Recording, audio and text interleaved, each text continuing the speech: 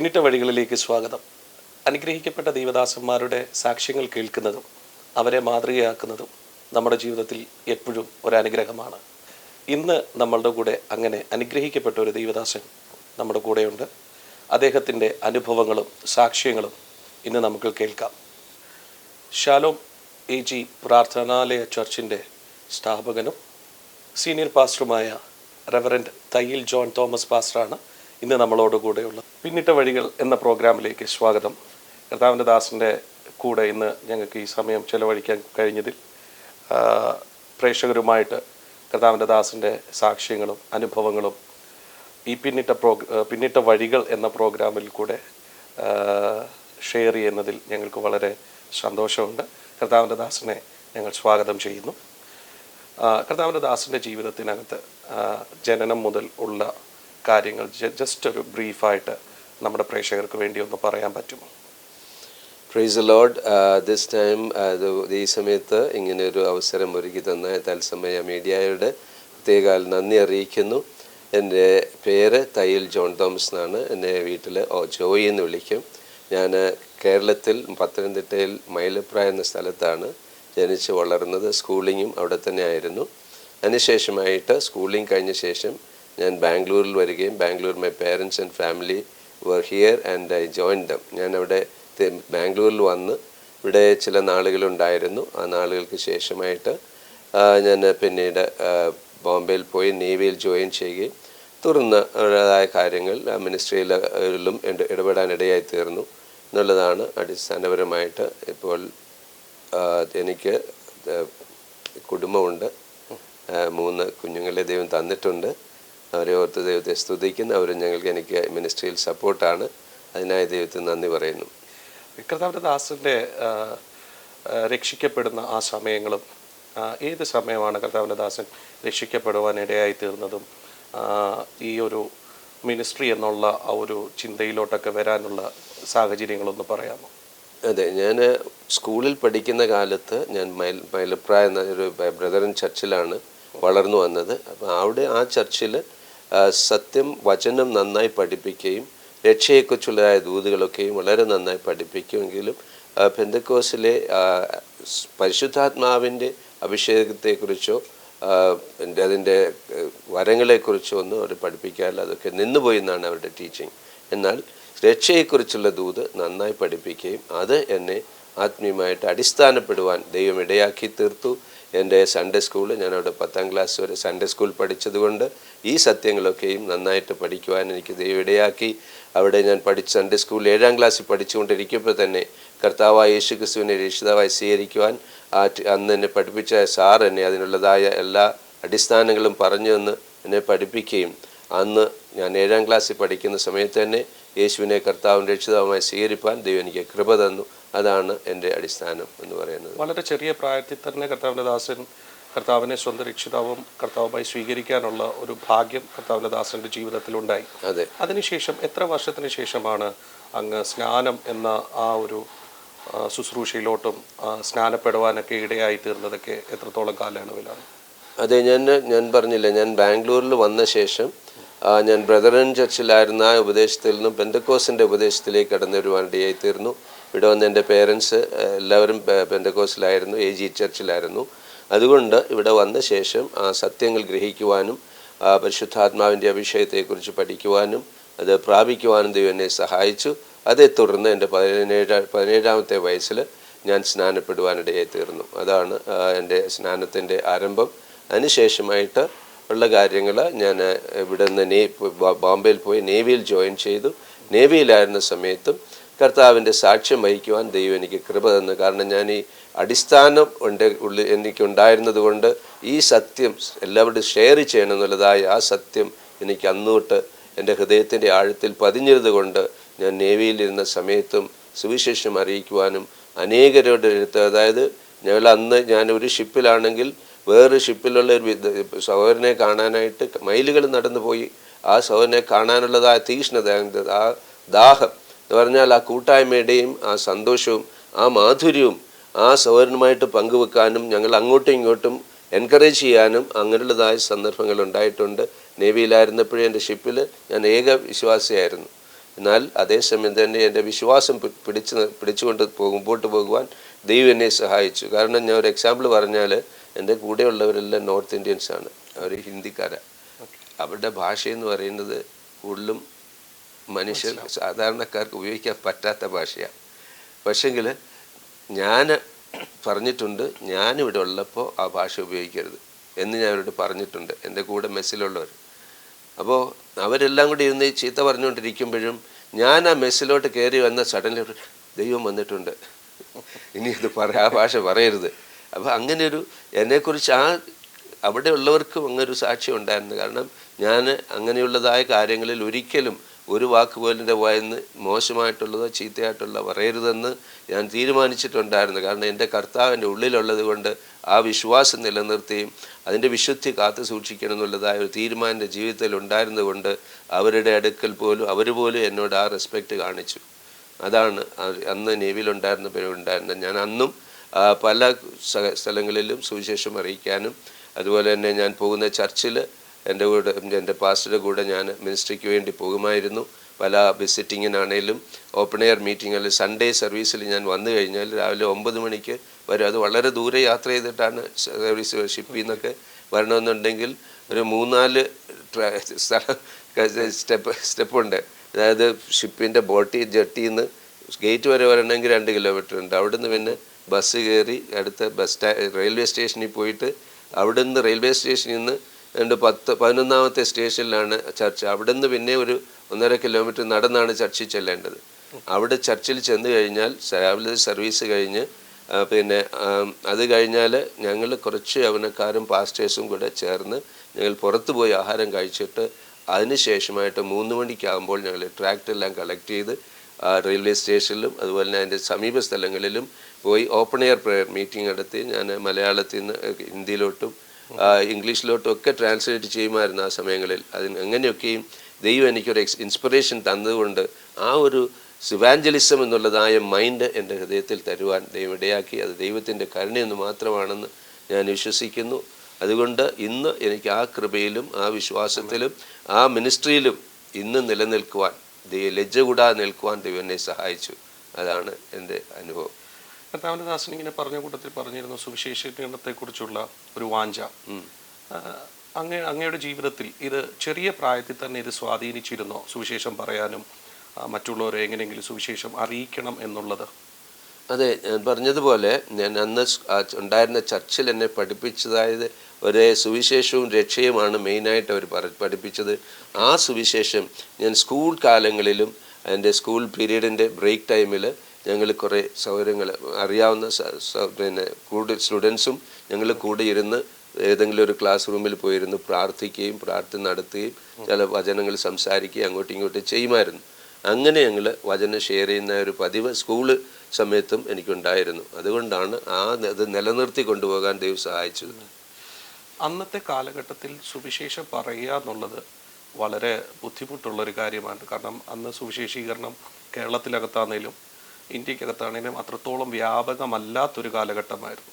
ആ സമയങ്ങളിൽ സ്കൂൾ ടൈമിലായിരുന്നപ്പോഴൊക്കെ ദേവദാസന് മറ്റെന്തെങ്കിലും പ്രതിസന്ധികൾ സുവിശേഷം പറഞ്ഞത് മൂലം വല്ല അങ്ങനെയുള്ള എതിർപ്പുകളോ അങ്ങനെയൊക്കെ ഉണ്ടായിട്ടുണ്ടോ?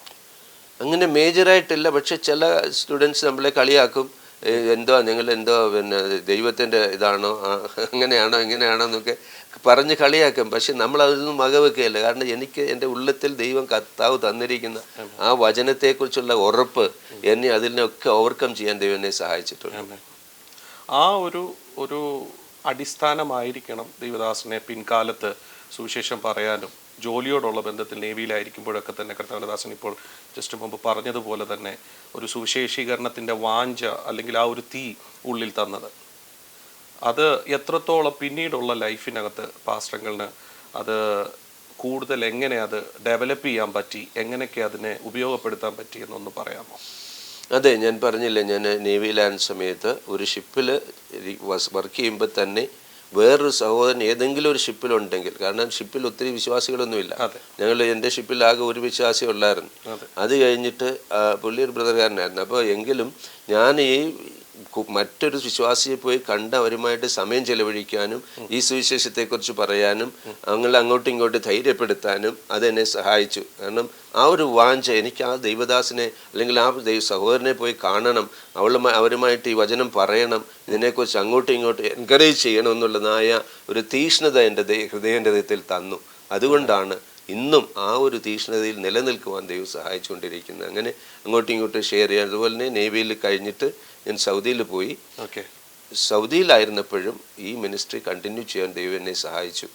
കാരണം ഞാൻ പറഞ്ഞില്ലേ, അവിടെ ഞങ്ങളുടെ ക്യാമ്പിൽ നിന്ന് എൻ്റെ ഡ്യൂട്ടി ടൈം കഴിഞ്ഞ് 7 മണി കഴിഞ്ഞാൽ ഞാൻ എൻ്റെ വാഹനം, ഒരു കാറുണ്ടായിരുന്നു എനിക്ക്, ആ കാർ എടുത്തുകൊണ്ട് പോകും മറ്റ് ക്യാമ്പുകളിലേക്ക്, മറ്റ് കമ്പനിയുടെ ക്യാമ്പുകളിലൊക്കെ പോയി ഏതെങ്കിലും ഒരാളിനെ പരിചയം ഉണ്ടെങ്കിൽ ആ പരിചയത്തിൽ അവിടെ ചെന്നിട്ട് അവിടെ പോയിരുന്ന് സുവിശേഷം പറയുമായിരുന്നു. അങ്ങനെ സുവിശേഷം പറഞ്ഞ് ദൈവകൃപയാൽ ഒരു 2 വർഷത്തിൽ ഒരു 16 പേരെ രക്ഷയിലേക്ക് നയിക്കാനും, എന്ന് പറഞ്ഞാൽ വിശ്വാസത്തിലല്ലാത്തവരെ രക്ഷയിലേക്ക് നയിക്കാനും അവർക്ക് സ്നാനപ്പെടുത്തുവാനും ദൈവം ഇടയാക്കി. പക്ഷേ സൗദിയിൽ ഇതിനൊന്നും സ്വാതന്ത്ര്യമില്ല.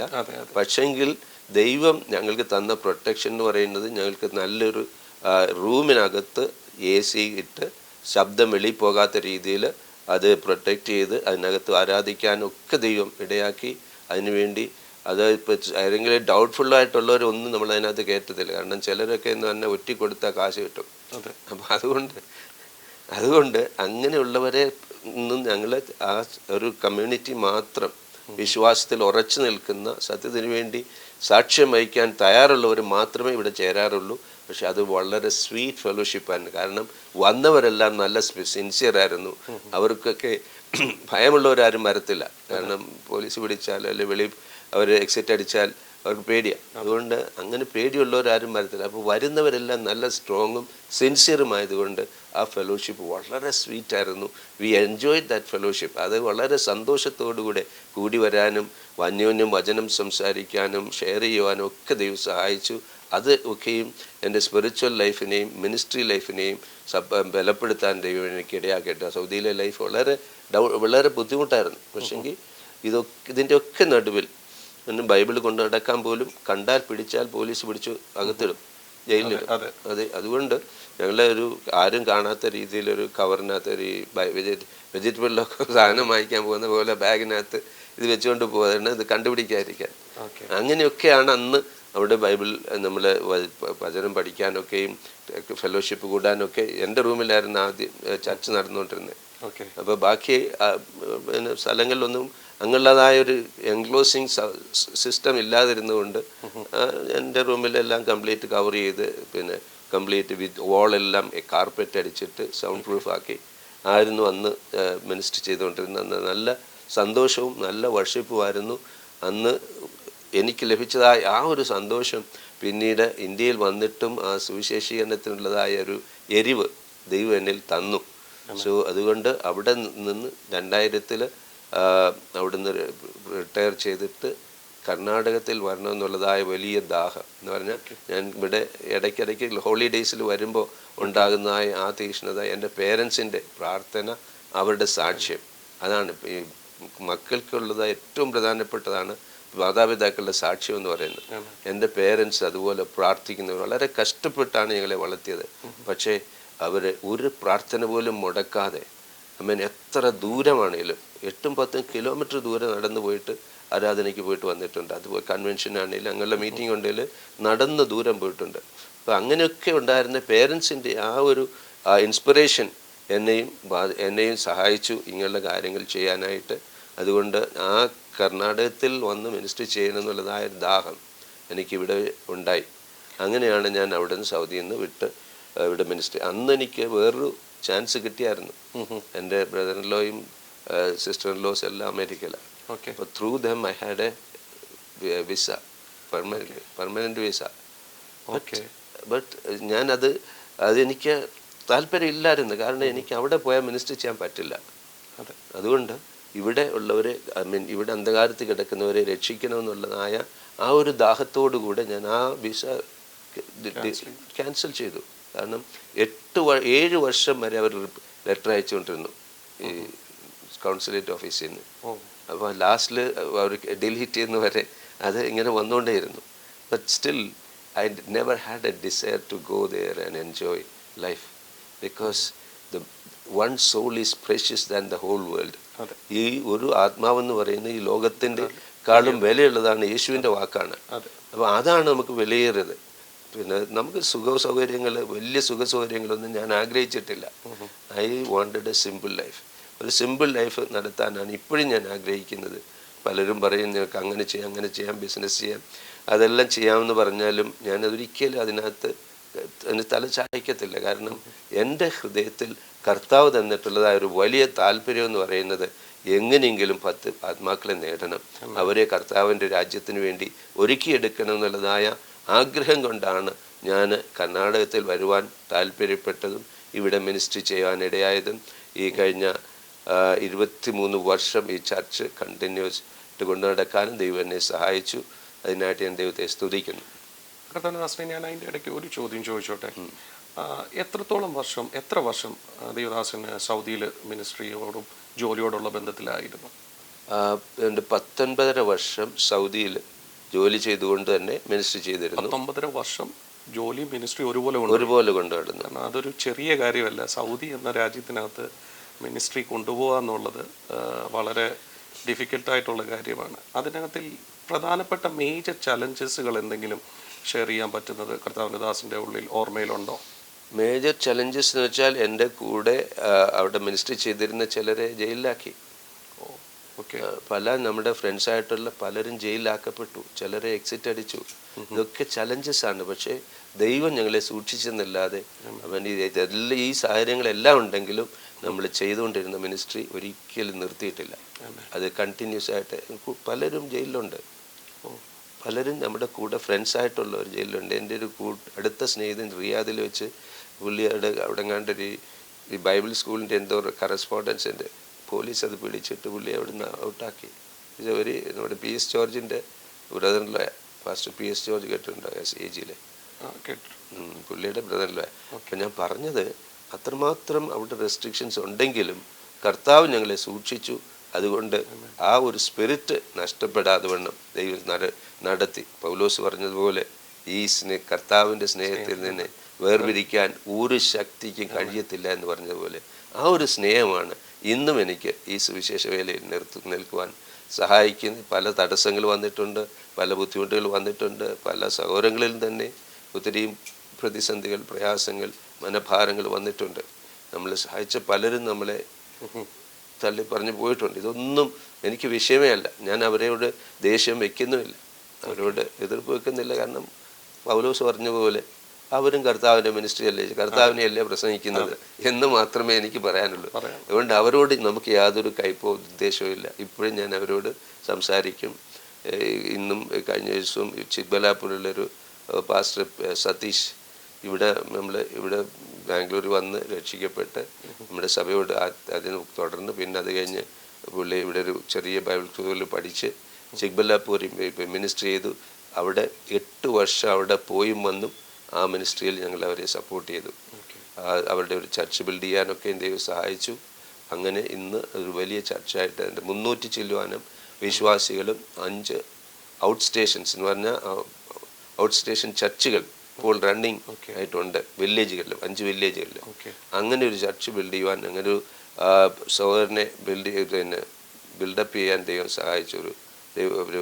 ഒരു ശിഷ്യനായിട്ട് മാർക്കുവാൻ ദൈവം ഇടയാക്കി. അതിനായി വളരെ സന്തോഷിക്കുന്നു. അതുപോലെ പല നമ്മുടെ കീഴിൽ വളർന്ന അനേക ദൈവദാസന്മാർ ഇപ്പോഴുണ്ട് ഈ ചർച്ചിൽ വളർന്നവർ. ഓക്കെ, കർത്താവിൻ്റെ ദാസൻ്റെ കുടുംബജീവിതത്തെ പറ്റി ഒന്ന് പറയാമോ? ഈ സൗദിയിലായിരുന്ന സമയത്തായിരുന്നു വിവാഹവും ഒക്കെ നടക്കുന്നത്, അതിനെപ്പറ്റിയൊക്കെ ഒന്ന് പറയാമോ? അതെ, ഞാൻ 1981 സൗദി പോകുന്നത്. ഞാൻ 83 നാട്ടിൽ വന്നിട്ടാണ് വിവാഹം കഴിക്കുന്നത്.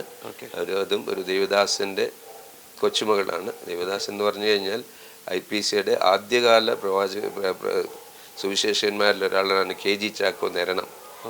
KG ഉണ്ണുണ്ണി സാറിൻ്റെ കൂടെ ശുശ്രൂഷ ചെയ്ത ഒരു ദേവദാസനാണ് KG ചാക്കോ. ചാക്കോജിൻ്റെ മകൻ KC വർഗീസ് പുള്ളിയും ആൻഡമാൻസിൽ ചർച്ചിനോടുകൂടെ മിനിസ്റ്റർ ചെയ്തുകൊണ്ടിരുന്ന ജോലിയോടുകൂടെ ആ പുള്ളിയുടെ മകളാണ് എനിക്ക് വിവാഹമായിട്ട്. കാരണം ഞാൻ ആൻഡമാൻസിലൊരു 3 വർഷം ഒരു ഡ്യൂട്ടി ചെയ്യാൻ പോയി നേവിയിൽ. ആ സമയത്ത് ആ ചർച്ചിൽ പോകാനും ഈ കുട്ടിയൊക്കെ അന്നൊക്കെ കൊച്ചു കുട്ടിയെ പക്ഷേ എങ്കിലും ദൈവം അതിനുശേഷം 10 വർഷത്തിന് ശേഷമാണ് ഈ കോണ്ടാക്റ്റ് പിന്നെ വരുന്നത്. ഓക്കെ. പക്ഷേ അന്നൊന്നും നമ്മളിങ്ങനെ ചിന്തിച്ചിട്ടില്ല അവിടെ ആയിരുന്ന സമയത്ത്, എൻ്റെ മനസ്സിലായിരുന്ന സമയത്ത്. പക്ഷെങ്കിൽ പിന്നീട് ദൈവം വേറൊരു ത്രൂ ആലോചന കൊണ്ടുവന്നു. ആ വിവാഹം നടക്കാനിടയായി തീർന്നു. ഈ ബാംഗ്ലൂർ വെച്ച് അനുഗ്രഹപ്പെട്ടതായ ഒരു വിവാഹം നടന്നു. പിന്നെ ഞങ്ങളുടെ 2 വർഷത്തിന് ശേഷം she could join me in Saudi. Okay. അപ്പം അവിടെയും പിന്നെ പുള്ളിക്കാരിയും ജോലി ചെയ്തു 13 വർഷത്തോളം നേഴ്സായിട്ട്. അങ്ങനെ അവിടെയും മിനിസ്ട്രിയിൽ ഞങ്ങൾ അന്യോന്യ നല്ല സപ്പോർട്ടായിരുന്നു. അതിനുശേഷമായിട്ട് 1998 ദേക്കെയും കേരളത്തിലേക്ക് ബാംഗ്ലൂരിലേക്ക് വന്നു. ഞാൻ 2000 വന്നു. അങ്ങനെയാണ് പിന്നെ ഇവിടുത്തെ മിനിസ്റ്റർ സ്റ്റാർട്ട് ചെയ്തത്. മക്കളെ കുറിച്ച് ഒന്ന് രണ്ട് വാക്കിലൊന്ന് പറയാം. ഓക്കെ. എൻ്റെ 3 മക്കളാണ്. മൂത്ത മോനും, രണ്ടാമത്തെ മോളും, മൂന്നാമത്തേത് മകനും. മൂത്ത മോന് എൻ്റെ ഇവിടെ ചർച്ചിലായിരുന്ന സമയത്ത് എനിക്ക് വളരെ സപ്പോർട്ടായിരുന്നു. His name is Jason. പക്ഷേ പിന്നീട് പുള്ളി ഇപ്പോൾ ഓസ്ട്രേലിയയിലാണ്. അവിടുത്തെ മിനിസ്ട്രിയിലും ഈസ് ആക്റ്റീവ്. അവിടെ is a translator in Malayalam to English as well as is ministering in worship leader as well as. അപ്പോൾ അങ്ങനെ ഒരു ദൈവം ഇത് തന്ന ലീനേജ് തന്നു. പിന്നെ രണ്ടാമത്തെ മകള് അവൾ രക്ഷിക്കപ്പെട്ടു. പിന്നെ വിവാഹം കഴിഞ്ഞിട്ട് ബഹ്റൈനിൽ ഫാമിലിയായിട്ട് താമസിക്കുന്നു. അവർക്ക് 2 കുട്ടികളുണ്ട്. മൂന്നാമത്തെ മോന് ഇവിടെ എൻ്റെ കൂടെയുണ്ട്. ഇപ്പോൾ ജോലിക്ക് പോയിരിക്കുകയാണ്. അവനാണ് ഇപ്പോൾ ഞങ്ങൾക്ക് വർഷിപ്പിന് സപ്പോർട്ട് ചെയ്യുന്നത്. ദേവദാസനെ, ഈ നേവിയിൽ നിന്ന് ബാംഗ്ലൂരോട്ടുള്ളൊരു ഷിഫ്റ്റിംഗ് ഉണ്ടല്ലോ, അത് ചില ദേവദാസന്മാർക്കൊരു പ്രത്യേക വിഷനകത്ത്, പ്രത്യേക ദർശനത്തിനകത്ത്, ചില പ്രത്യേക സ്ഥലങ്ങളിലേക്ക് അവർ തിരഞ്ഞെടുത്ത് പോകാറുണ്ട്. കർത്താവിൻ്റെ ദാസന് അങ്ങനെ എന്തെങ്കിലും പ്രത്യേക വിഷനോ ദർശനമോ അല്ലെങ്കിൽ ഒരു ശബ്ദമോ എന്തെങ്കിലും ബാംഗ്ലൂരിനെ പറ്റിയോ കർണാടകയെ പറ്റിയോ ഉണ്ടായിരുന്നു ആ സമയങ്ങളിൽ? ഇല്ല, ഞാൻ ബാംഗ്ലൂർ വന്നതെന്ന് പറഞ്ഞാൽ സ്കൂൾ ലൈഫ് കഴിഞ്ഞ ഉടനെ ബാംഗ്ലൂരിലാണ് വന്നേ. ഓക്കെ. അപ്പം അന്ന് തൊട്ട് ഞാൻ ഇവിടുത്തെ ചർച്ചുമായിട്ട് വളരെ അസോസിയേറ്റ് ആണ്. അപ്പം ഈ ബാംഗ്ലൂരിനെ കുറിച്ചും അതുപോലെ തന്നെ കർണാടകത്തെക്കുറിച്ചും ഒരു ബേർഡൻ ആ കാലങ്ങളിൽ ദൈവം എനിക്ക് തന്നു. കാരണം ഈ കർണാടകത്തിൽ it is A north India in south India എന്ന് പറയും ആ കാലത്ത്. കാരണം കർണാടകത്തിൽ അന്ന് സുവിശേഷം ബാംഗ്ലൂർ സിറ്റി ഒഴിച്ച് വേറെ എങ്ങോട്ടും കാര്യമായിട്ട് സുവിശേഷം എത്തിയിട്ടില്ലായിരുന്നു. അപ്പോൾ അങ്ങനെ ഒരു രാജ്യമാണ്. വളരെയധികം പോരാട്ടമുള്ളൊരു സ്ഥലമായിരുന്നു കർണാടക. അപ്പോൾ ഇവിടെ എങ്ങനെയെങ്കിലും 10 പേരെ കർത്താവിൻ്റെ രാജ്യത്തിന് വേണ്ടി നേടാമെന്നുള്ള ഒരു വലിയ താല്പര്യം എനിക്കുണ്ടായിരുന്നു. ഞാൻ സൗദിയിലായിരുന്നപ്പോഴും എനിക്ക് ആ ആഗ്രഹം കാരണമാണ് ഞാൻ ഇവിടെ കടന്നു വരാൻ കാരണം. അല്ലെങ്കിൽ എനിക്ക് അവിടെ ജോലി കണ്ടിന്യൂ ചെയ്യാമായിരുന്നു. പക്ഷേ ഈ വേല കർത്താവിൻ്റെ ഹൃദയത്തിൽ തന്നതുകൊണ്ട് ഞാൻ അമേരിക്കയുടെ വിഷയം കളഞ്ഞിട്ട് ഇവിടെ നിൽക്കാൻ കാരണം കർത്താവിൻ്റെ വേല, അല്ലെങ്കിൽ ആത്മാക്കളുടെ രക്ഷ, ഇതായിരുന്നു എൻ്റെ ആഗ്രഹം. ചർച്ചിൻ്റെ ബിഗിനിങ് സ്റ്റേജിനെ പറ്റി എങ്ങനെയായിരുന്നു കർത്താവിൻ്റെ ദാസൻ ഇവിടെ വന്നിട്ട്, സൗദിയിൽ നിന്ന് വന്നതിന് ശേഷം, ജോലിയൊക്കെ വിട്ടതിന് ശേഷം ഇവിടെ വന്ന് അതെങ്ങനെയാണ് അതിൻ്റെ ബിഗിനിങ് സ്റ്റേജിനെ പറ്റി ഒന്ന് പറയാൻ പറ്റുമോ? ഞാൻ അന്ന് സേവാനഗർ പെനിയലേജി ചർച്ചിലായിരുന്നു അറ്റൻഡ് ചെയ്തുകൊണ്ട്. എൻ്റെ പേരൻസ് സ്റ്റാർട്ട് ചെയ്തൊരു ചർച്ചാണ്. ഓക്കെ. അപ്പോൾ ആ ചർച്ചിലായിരുന്നു ഞാനിവിടെ അറ്റൻഡ് ചെയ്യാൻ വന്നത്. അപ്പോൾ അങ്ങനെ ഇരിക്കുമ്പോൾ ഈ ഒരു താല്പര്യത്തോടെയാണല്ലോ ഞാൻ വന്നത്. അപ്പോൾ അങ്ങനെ അതിൻ്റെ ഒരു ഔട്ട് സ്റ്റേഷനായിട്ട് എണ്ണൂർ ക്രോസിലൊരു ഒരു മിനിസ്ട്രി ആരംഭിച്ചു. അന്ന് വേറൊരു ദേവദാസൻ അവിടെ തുടങ്ങി വെച്ചതാണ്. പക്ഷെങ്കിൽ അത് പുള്ളി ഇവിടുന്ന് അമേരിക്കയിൽ പോയതുകൊണ്ട് പുള്ളി അത് വിട്ടിട്ട് ഞങ്ങൾ ഔട്ട് സ്റ്റേഷനായിട്ട് ഇവിടെ ആരംഭിച്ചു. അതിനുശേഷം ആ സമയത്താണ് ഞാൻ പറഞ്ഞില്ലേ ആരംഭത്തിലൊരു ഫാമിലി വന്നത്. ഞങ്ങൾക്കൊരു വലിയ ചലഞ്ചായിരുന്നത്. ആ ഫാമിലി വൈഫിന് തന്നെ ഫിറ്റ്സ്, ലൈഫ് ലോങ് മെഡിസിനൊക്കെ എടുക്കണമായിരുന്നു. അപ്പോൾ അവർ നമുക്കെതിരായിരുന്നു. നമ്മുടെ ചർച്ചിൻ്റെ ഓപ്പോസിറ്റ് സൈഡിൽ അവർ താമസിച്ചിരുന്നു. അപ്പോൾ അവിടെ പോയി ഈ സൗകര്യക്ക് വേണ്ടി പ്രാർത്ഥിച്ച് സൗകര്യക്ക് സൗഖ്യമായി. അങ്ങനെ ആ സൗഖ്യം അവരെ ഒന്ന് കുറച്ച് കൺവിക്ഷനിലേക്ക് ആയെങ്കിലും ഭർത്താവ് അങ്ങനെയൊന്നും നിലവിളി പിന്നെയും ഡ്രിങ്കിങ്ങും ശബരിമലയൊക്കെ പോവായിരുന്നു. പക്ഷെങ്കിൽ പിന്നത്തേതിൽ ദൈവം ആ കുടുംബത്തെ ഞങ്ങൾ തന്നു.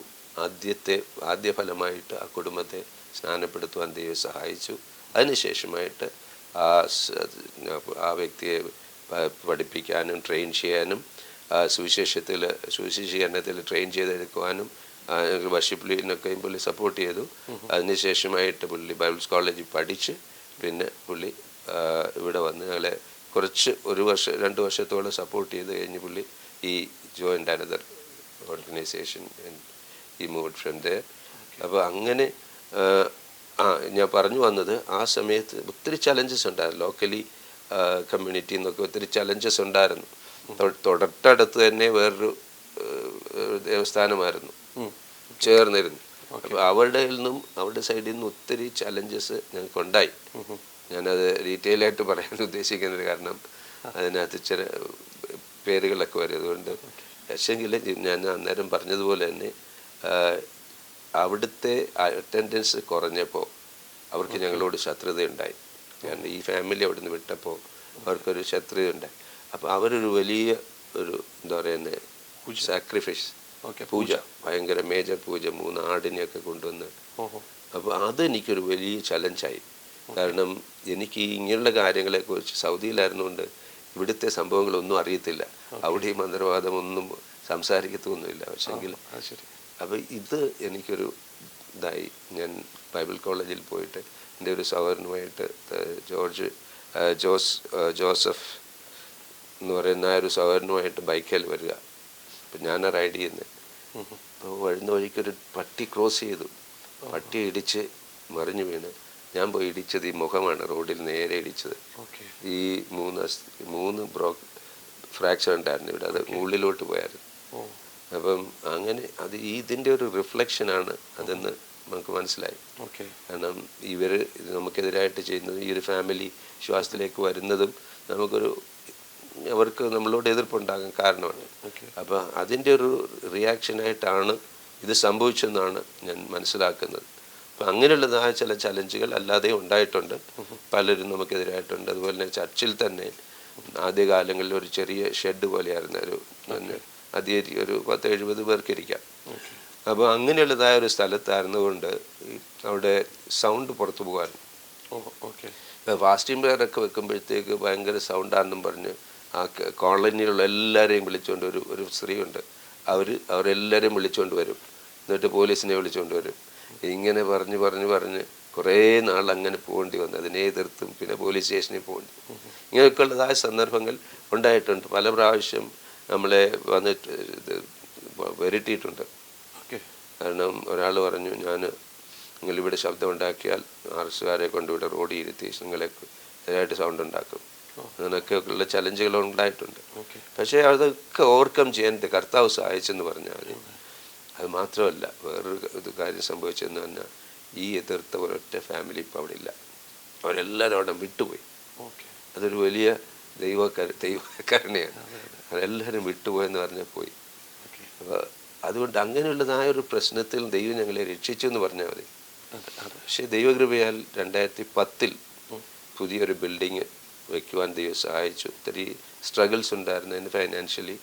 പക്ഷേ ദൈവം അതിനുള്ള സഹായിച്ചു. ഇന്ന് ദൈവകൃപയാൽ ഒരു 70% സൗണ്ട് പ്രൂഫായിട്ട് ഹോള് തരുവാനും ഇന്ന് അനുഗ്രഹിക്കപ്പെട്ട നിലയിൽ ചർച്ച നടക്കുവാനിടയായി തീർന്നു. ഓഫ് കോഴ്സ് ഒത്തിരി പേര് ഇവിടെ വിട്ടുപോയി, പലരും മിനിസ്ട്രി തന്നെ പോയി, അല്ലാതെ സ്ഥലം മാറിപ്പോയവരുണ്ട്, പിന്നെ പിന്മാറിപ്പോയവരുണ്ട്. ഇങ്ങനെയൊക്കെയാണെങ്കിലും സഭയെ ദൈവം ഇന്നും ദൈവകൃപയാൽ നിലനിർത്തുവാൻ ദൈവം ഇടയാക്കിയിട്ടുണ്ട്. അതിനായിട്ട് ഞാൻ ദൈവത്തെ സ്തുതിക്കുന്നു. അതിന് സ്ട്രഗിൾസ് ഒത്തിരി ഉണ്ട്, ഇപ്പോഴും നമുക്ക് പ്രോബ്ലംസ് ഉണ്ട്, ഫിസിക്കലി പ്രോബ്ലംസ് ഉണ്ട്. പക്ഷെ അതിൻ്റെയൊക്കെ നടുവിൽ കർത്താവിന് വേണ്ടി അന്ത്യം വരെ, ലാസ്റ്റ് ശ്വാസം വരെ കർത്താവിൻ്റെ നാമത്തിന് വേണ്ടി നിൽക്കണം, പ്രവർത്തിക്കണം. ഒരാളിനെയെങ്കിലും രക്ഷിക്കാൻ ഇടയാക്കിയാൽ അതാണ് ഏറ്റവും വലിയ പ്രത്യാശ, അതാണ് ഏറ്റവും വലിയ സന്തോഷം.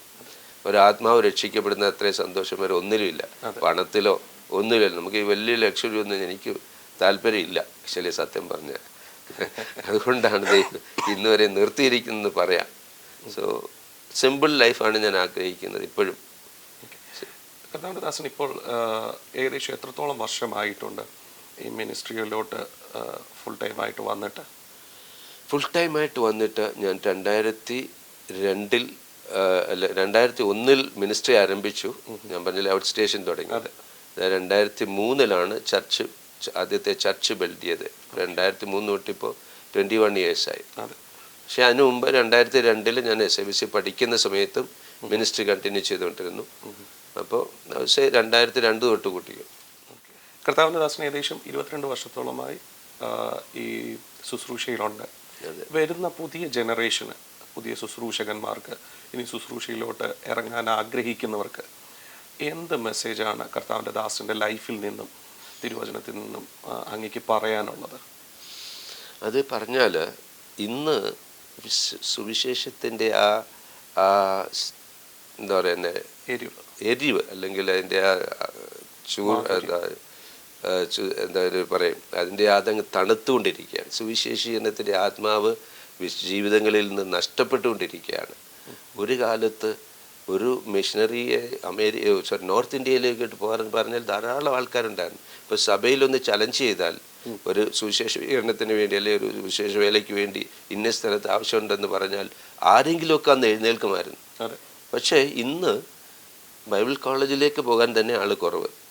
കാരണം മിനിസ്ട്രിയോടുള്ള ആ താല്പര്യം കുറഞ്ഞത് പല കാരണങ്ങളാണ്. ഒന്ന്, ഇന്നത്തെ ലോകത്തിൻ്റെ സ്ഥിതി, സോഷ്യൽ മീഡിയയുടെ ഇൻഫ്ലുവൻസ്, സൈറ്റാനിക് ഇൻഫ്ലുവൻസ്, ഇങ്ങനെയുള്ള ഒത്തിരി ഇൻഫ്ലുവൻസ് കാരണം ദൈവമക്കളുടെ വിശ്വാസം തണുത്തു എന്ന് പറയാം. യേശു തന്നെ പറഞ്ഞില്ലേ, അധർമ്മം വരുന്നതുകൊണ്ട് സ്നേഹം തണുത്തു പോകുന്നു, അതുപോലെ തന്നെ മനുഷ്യപുത്രൻ വരുമ്പോൾ വിശ്വാസം കണ്ടെത്തുമോ? ഇന്ന് ഈ രണ്ട് കാര്യങ്ങൾ ഇന്ന് സംഭവിച്ചുകൊണ്ടിരിക്കുക. ദൈവസ്നേഹവും കുറഞ്ഞു, വിശ്വാസവും കുറഞ്ഞു. അപ്പോൾ ഈ ഒരു നിലവാരത്തിൽ നമ്മൾ അവർക്ക് പ്രോപ്പർ അടിസ്ഥാനം ഇട്ട് കൊടുക്കണം. അതായത് ഒരു കുഞ്ഞ് വളർന്നു വരുമ്പോൾ ആ കുഞ്ഞായിട്ട് തന്നെ ഇരിക്കുമ്പോൾ തന്നെ ആ കുഞ്ഞിൻ്റെ ഹൃദയത്തിൽ കർത്താവിൻ്റെ സ്നേഹത്തെക്കുറിച്ച് അവരുടെ മാതാപിതാക്കളിൽ നിന്ന് അവർക്ക് കിട്ടണം. അതുമാത്രമല്ല, അവർ പറയുക മാത്രമല്ല, അവരുടെ ജീവിതത്തിൽ കൂടെ അത് തെളിയിച്ചു കൊടുക്കണം. ഇതാണ് സത്യം, ഈ സത്യം വിട്ട് വേറൊരു സത്യം ഇല്ല എന്നുള്ളത് മാതാപിതാക്കൾ തന്നെ അവർക്ക് പറഞ്ഞു കൊടുക്കണം. രണ്ടാമതായിട്ട് സഭയിൽ അവർക്ക് സൺഡേ സ്കൂളിലായാലും മറ്റ് ടീച്ചിങ്സ് ആയാലും ആ കുഞ്ഞുങ്ങളുടെ ഹൃദയത്തിൽ മറ്റ് ഇന്നത്തെ പ്രസംഗങ്ങൾ കൂടുതലും എന്താ പറയുന്നത് പ്രോസ്പെറിറ്റി ആണ്. ഇവിടെ വന്നാൽ നിങ്ങൾക്ക് ഇത് തരും, അത് വന്നാൽ ഇത് കിട്ടും എന്നുള്ളത് ആ പ്രോസ്പെറിറ്റി തിയോളജിയാണ് ഇപ്പോൾ നടക്കുന്നത്. പക്ഷെങ്കിൽ സത്യസുവിശേഷം ദൈവത്തിൻ്റെ വചനം സ്ട്രോങ് ആയിട്ട് പഠിപ്പിക്കുന്നവർ വളരെ ചുരുക്കമാണ്. പക്ഷേ നമ്മൾ ചെയ്യേണ്ടത് കുഞ്ഞുങ്ങളുടെ ഹൃദയത്തിൽ യേശുവിൻ്റെ സ്നേഹത്തെക്കുറിച്ച് നമ്മുടെ അനുഭവത്തിൽ കൂടിയും അവരുടെ വചനത്തിൽ കൂടിയും അവരെ പഠിപ്പിച്ചാൽ അവർ നാളത്തെ ദിവസം കർത്താവിന് വേണ്ടി നിൽക്കുവാൻ യാതൊരു മടിയുണ്ടാകില്ല. കാരണം ക്രിസ്തുവിൻ്റെ സ്നേഹം അത്ര ഡീപ്പാണ്. ആ സ്നേഹത്തെ കുഞ്ഞുങ്ങളുടെ ഹൃദയത്തിൽ പാകിയാൽ അത് അവർ അവസാനം വരെ നിലനിൽക്കും. പക്ഷേ ഇന്ന് പ്രശ്നമെന്ന് പറഞ്ഞാൽ സോഷ്യൽ മീഡിയ അവരെ ബ്ലോക്ക് ചെയ്തിരിക്കുക. They have no time to even come to church. സഭയിൽ വന്നാൽ പോലും അവരുടെ മൈൻഡിൽ കൂടെ ഓടുന്ന പല കാര്യങ്ങളാണ്. അപ്പോൾ ഈ കേൾക്കുന്ന വചനം ഒന്ന് ശ്രദ്ധിക്കാൻ പോലും അവർക്ക് പറ്റുന്നില്ല, അതുകൊണ്ട് അതനുസരിക്കാൻ പറ്റുന്നില്ല. അതാണ് ഇന്ന് സംഭവിച്ചുകൊണ്ടിരിക്കുക. അപ്പോൾ അതുകൊണ്ട് ഇന്ന് നമുക്ക് ചെയ്യാൻ പറ്റുന്ന ഏറ്റവും വലിയ കാര്യം യേശുക്രിസ്തുവിൻ്റെ സ്നേഹം എന്താണെന്ന് കുഞ്ഞുങ്ങളുടെ ഹൃദയത്തിൽ നന്നായിട്ട് വളർത്തിക്കുക. അവർ കുറച്ച് വളർന്നു കഴിഞ്ഞാൽ നമുക്ക് കൈ കെട്ടത്തില്ല. കാരണം നാട്ടിൽ ഒരു പറച്ചിലുണ്ടല്ലോ, അടയ്ക്കാ വേണേ മടി വയ്ക്കാം, അത് കമുകായാൽ പിന്നെ ഒന്നും നടക്കില്ല എന്ന് പറഞ്ഞതുപോലെ കുഞ്ഞുങ്ങളുടെ ആ പ്രായത്തിൽ ഒരു 7-8 വയസ്സ് മുതൽ അവർക്ക് ആ വചനം അങ്ങോട്ട് അവരുടെ ഉള്ളിലേക്ക് അത് നമ്മുടെ ജീവിതത്തിൽ കൂടെ കാണിക്കണം. ഈ ക്രിസ്തുവിൻ്റെ സ്നേഹം എന്താണെന്ന് പറഞ്ഞാൽ പോരാ, അത് പ്രസംഗിച്ചാൽ പോരാ, നമ്മുടെ ജീവിതത്തിൽ ക്രിസ്തു എന്താവും. അത് പാസ്റ്റർമാരായാലും they should have the testimony, a good conscience. അത് by conscience they should have the testimony that they are people who love real Jesus. അവരുടെ ഹൃദയത്തിൽ ആ സ്നേഹം ഉണ്ടെന്നുള്ളത് അവർക്ക് പഠിപ്പിച്ചു കൊടുക്കണം. അത് അവരുടെ ജീവിതത്തിൽ കൂടെ കാണിക്കണം, പഠിപ്പിക്കുകയും വേണം. രണ്ടും കൂടെ വേണം. ഇല്ല, നോഹയുടെ കാര്യം പറഞ്ഞ നോഹയ്ക്ക് ദൈവം പറഞ്ഞു പട്ടയം പണിയാൻ പറഞ്ഞു, അതേപോലെ തന്നെ 120 വർഷത്തോളം പ്രസംഗിക്കുകയും ചെയ്തു. അപ്പോൾ ഇത് രണ്ടും ഒന്നിച്ചു പോകണം, പണിയും പ്രസംഗവും വേണം എന്ന് പറഞ്ഞാൽ പഠിപ്പീരും അതുപോലെ തന്നെ അവരുടെ ജീവിതത്തിൽ കൂടെ മാതൃക കാണിക്കണം. പേരൻസ് ആയാലും പാസ്റ്റേഴ്സ് ആയാലും കൂട്ടുവിശ്വാസികളായാലും കുഞ്ഞുങ്ങൾക്ക് അതൊരു നല്ല മാതൃക കാണിച്ചു കൊടുത്താൽ അങ്ങനെയുള്ള സഭകൾ സ്ട്രോങ് ആയിട്ട് വളരും. ഇല്ലാന്നുണ്ടെങ്കിൽ പ്രോസ്പെരിറ്റിയുടെ പുറകെ പോയിട്ട് ലോകത്തിലേക്ക് ഇറങ്ങി നഷ്ടമായി പോവുകയാണ് ഇന്നത്തെ തലമുറ. അതുകൊണ്ട് നമ്മൾ പഠിപ്പിക്കാനുള്ളത് സത്യം യേശുവിൻ്റെ സ്നേഹമാണ്. ഈ സ്നേഹം എന്നുള്ള സത്യം അവർ ഗ്രഹിച്ചാൽ അവർ വിട്ടുപോകത്തില്ല. ഇതാണ് ഏറ്റവും വലിയ സത്യം. കൺക്ലൂഷൻ എന്നിട്ട് പിന്നെ താങ്ക് യു പറയണം. അങ്ങനെ അതപ്പോൾ താങ്ക് യു പറഞ്ഞിട്ട് ഓക്കെ.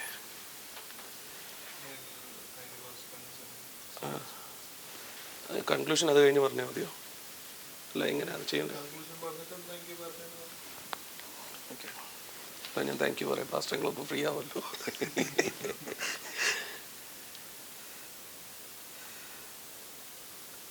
അത് ഒറ്റ വേർഡിലോ നിർത്തണോ? ഒറ്റ വേർഡിലോ? ഇങ്ങനെയൊരു സന്ദർഭം ഇത്രത്തോളം സമയം ഞങ്ങളുടെ കൂടെ സ്പെൻഡ് ചെയ്തതിനും അങ്ങയുടെ ലൈഫിനകത്ത് കർത്താവ് ചെയ്ത അത്ഭുതങ്ങളെക്കുറിച്ചും ഇത്രത്തോളം സമയം ഞങ്ങളോട് പറഞ്ഞതിനും ഒരു ജനറേഷനെ ബിൽഡ് ചെയ്യാൻ ഞങ്ങൾക്ക് എൻകറേജ് ചെയ്തതിനും അവരെ ബിൽഡ് ചെയ്യേണ്ടത് എങ്ങനെയാണെന്ന് ഒരു ഉപബോധബോധം എല്ലാവർക്കും കൊടുത്തതിനും കർത്താവിൻ്റെ ദാസനോടുള്ള നന്ദി അറിയിക്കുന്നു. കർത്താവിൻ്റെ ദാസൻ പറഞ്ഞതുപോലെ അടുത്ത ജനറേഷനെ തിരുവചനത്തിൻ്റെ അടിസ്ഥാനത്തിലും മാതൃകയുള്ള ജീവിതാടിസ്ഥാനത്തിലും വിശുദ്ധിയിലും വേർപാടിലും കർത്താവ് നമുക്ക് കാണിച്ചു തന്ന മാതൃകയ്ക്കനുസരിച്ച് അടുത്തൊരു ജനറേഷനെ നമുക്ക് വാർത്തെടുക്കാം. അവരെ കർത്താവിൻ്റെ രാജ്യത്തിന് വേണ്ടി കർത്താവിന് വേണ്ടി ഒരുക്കി നിർത്താം. ഈ എപ്പിസോഡ് കണ്ടുകൊണ്ടിരുന്ന എല്ലാവരെയും കർത്താവ് ധാരാളമായി അനുഗ്രഹിക്കുമാറാകട്ടെ.